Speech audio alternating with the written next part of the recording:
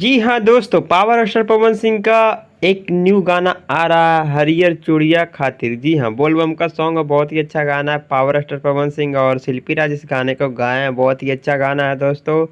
और कहीं ना कहीं इस साल का सबसे पहला सावन का जो कि गाना पावर स्टार पवन सिंह का आने वाला है। और कभी दिनों से बैक टू बैक गाना पावर स्टार पवन सिंह का नहीं आ रहा था। जी हाँ, आप लोग को बताते चले कि भगवान का रस तोहरा लइका के उसके बाद बहुत बीच में गैपिंग देख सकते हैं, करीब 15 से 20 दिनों का गैपिंग बताया जा रहा है।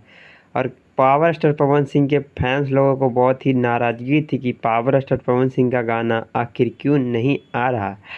और ये गाना बहुत ही ब्लास्टेड है और इस गाना को बहुत ही अच्छे लेवल पे शूट किया गया है और बहुत ही बड़ा बड़ा बड़ा गाना बनाया जाएगा पावर स्टार पवन सिंह का इस साल का सबसे पहला गाना। और इसका ट्रेजर के बारे में बातचीत किया जाए, कब आएगा कब नहीं आएगा, तो इसकी जानकारी आपको अगले वीडियो में देंगे। जब तक के लिए धन्यवाद दोस्तों।